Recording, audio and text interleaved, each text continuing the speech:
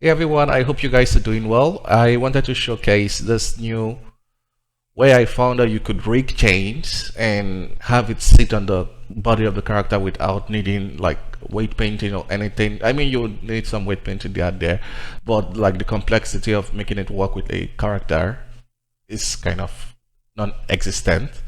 So let me show you a quick demo.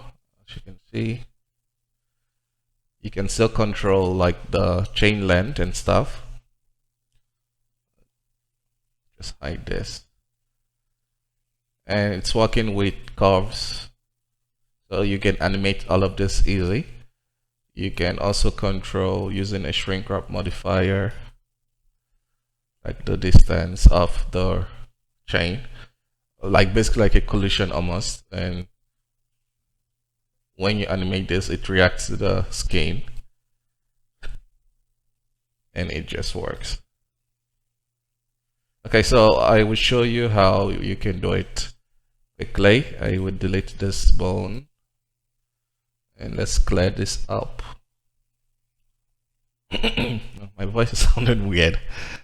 I'm also going to delete the curve and we are just left with this chain asset. So this is our chain asset. The way you go about creating it is pretty straightforward. We'll do cursor to selected and then we'll do armature, single armature. I'm going to use snap and set it to volumes. Just quickly place this bone here.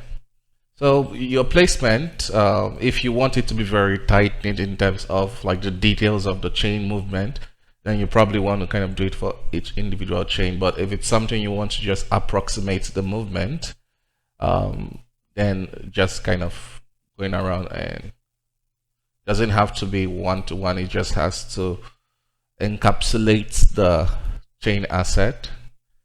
Then I will do F. Okay, so this is what we have. Just a simple stuff.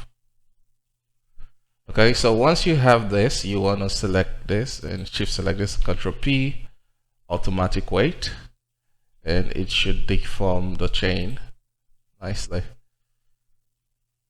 Okay, so once we have this, we want to select all the bones, press E to extrude, and we'll just scale with S, scale out all of this.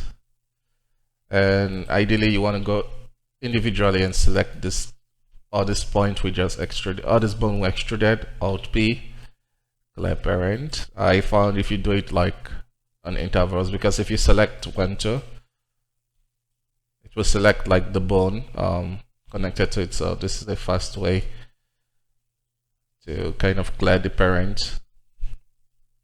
Alt P, clear parent. Actually pretty fast and simple. I discovered it and I was like, oh, I kind of put it out, and also like a personal record for myself, since maybe if I'm working on a project and I forget how to achieve this again, I can always rewatch this tutorial. Okay, so we have it set up, we have this working. For the final step, we want to select all the link of this, and let's shift hide everything except, and we can also hide this chain because we want to add a simple bezier. We'll enable snapping and set it to vertex. So we'll place each point. Yeah, so let's do V automatic, and we can set in front, basically enabling this. I don't know where that is. Anyway, so you set it front, and we're just extruding it to match each point of the bone like this.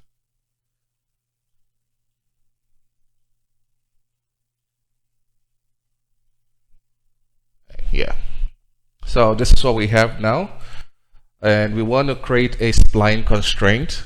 For the spline constraint, we'll just add it's the last bone. So basically the bone you're adding it to is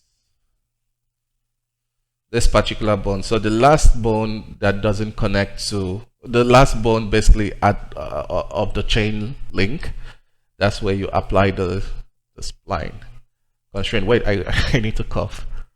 Okay, I'm done coughing. So this particular bone will apply the spline IK2 and we'll select this Bezier curve. So ideally you would want to count how many bones are in the length, but you could just kind of freewheel it and just keep increasing the count till it looks good. You could play with some of the settings depending on what you want, but I think the default should work for most part. Okay, so now if we move each of these points, we can see the bone is deforming like a chain length, basically being deformed by the spline. For the final control, we want to unhide all of this, and let's hide this length.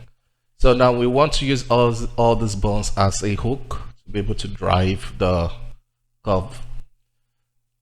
To do that, one easy way to go about it is we can uncheck this lock object mode. This will allow us to quickly switch between different modes. So just by clicking, you can select pose and you can select object. So I will select this bone, shift select the spline object, and then go into the spline edit mode. Select this point and press Ctrl H, and it brings out this menu. So we want to do hook to selected object bone. So once we do that, we can control that point with this bone. So let's do it for all basically.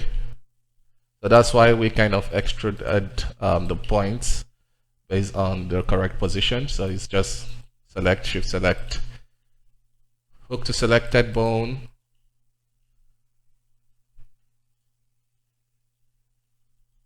I think this is the most aspect of this whole workflow, and it's probably something that could be easily automated with Python. Well, I don't want to get into that rabbit hole. I think we're done. Let's see. Okay, this will probably be our final one. I think around here we should have an issue where two doesn't connect. Okay, so this we need to connect this too. So we'll do the same thing. And let's check if, okay, we'll hide this and this. So it should connect. Okay, so once you do this, we can bring back everything. And this is what we have. You can see I will disable the lock object mode or enable it more appropriately. So as you can see now, we have the bones reacting like chain. But if we rotate this character, we can see it doesn't follow. So we just want to select this bone, which is a separate rig from this our initial rig, and shift select this, go into pose mode, and we want to parent it to the chest bone. So for your situation, if it's the thigh or hip, you can parent it appropriately. But yeah, so now we've parented this rig to this armature bone. Also, we want to parent this curve object to this rig. So just a usual object parent. So this the curves always follows the chain rig. Now, if we rotate this, so you can see the chain is now interacting with the assets. So the quick solution there is to add a shrink wrap modifier. So you can just search for shrink wrap, and we'll place this above the hook modifiers. Set the object as a shrink wrap object.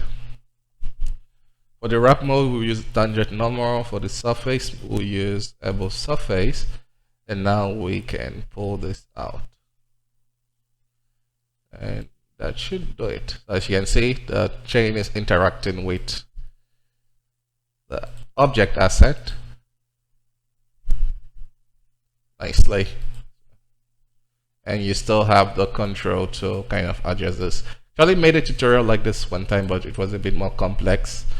You had to use like copy rotation, but this is pretty straightforward and simple and allows you to basically set it up quickly.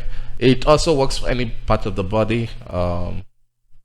Yeah, it will interact with it nicely as you would expect. So that's it, guys. I hope you enjoyed this video. If you wish to see more from me, don't forget to subscribe. this channel. So bye bye for now, and see you next time.